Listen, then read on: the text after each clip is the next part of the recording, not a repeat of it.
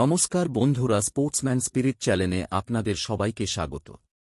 আজ আমরা কথা বলবো কিছু গুরুত্বপূর্ণ ট্রান্সফার আপডেট সম্পর্কে। প্রথমেই বলবো বেঙ্গালুরু এফসি কিন্তু তাদের একজন গুরুত্বপূর্ণ ফরেনার সাইন করে ফেলেছে। তিনি হচ্ছেন 28 বছর বয়সী উজবেকিস্তানের সেন্ট্রাল মিডফিল্ডার এবং সেন্ট্রাল মিডফিল্ডের পাশাপাশি ডিফেন্সিভ মিডফিল্ড ও খেলতে তিনি সক্ষম। তার সাথে সাথে ট্রান্সফার মার্কেটে প্লেয়ারটাকে দেখলে বুঝতে পারবেন সেন্ট্রাল ডিফেন্সিভ মিডফিল্ড সহ সেন্ট্রাল ফরওয়ার্ড ও তিনি কিছু ম্যাচ খেলেছেন।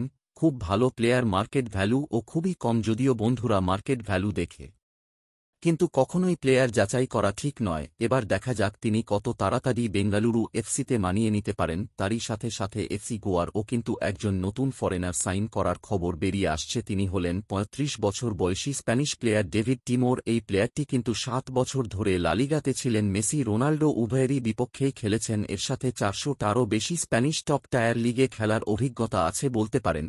খুবই একজন অভিজ্ঞ প্লেয়ার। এই প্লেয়ারটি কিন্তু এফসি গোয়ার জন্য খুবই গুরুত্বপূর্ণ একটা সাইনিং হতে চলেছে। এবার যদি আসি ইস্টবেঙ্গলের খবর নিয়ে, তাহলেই প্রথমেই বলব ইস্টবেঙ্গল কিন্তু ডুরান্ট কাপের জন্য জোর কদমে প্রস্তুতি শুরু করে দিতে চলেছেন। ভারতীয় ফুটবলার সহ সমস্ত বিদেশি ফুটবলারদের ভিসা প্রক্রিয়া কিন্তু ম্যানেজমেন্ট কিন্তু বহুদিন আগে দিয়েই শুরু করে দিয়েছে, যাতে যত তাড়াতাড়ি সম্ভব সমস্ত ফরেনারকে কলকাতায় নিয়ে আসা যায় এবং ডুরান্ট কাপের মতো ঐতিহ্যশীল লিগে খেলানো যায়। কারণ কোচ দেখে নিতে চাইছেন পুরো দলটাকে এবং ডুরান্ট ট্রফি জেতার লক্ষ্য নিয়েই মাঠে নামতে চাইছেন। সম্ভবত কাল বিকেল 4টে থেকে অনুশীলন শুরু করতে চলেছে ইস্টবেঙ্গল দল।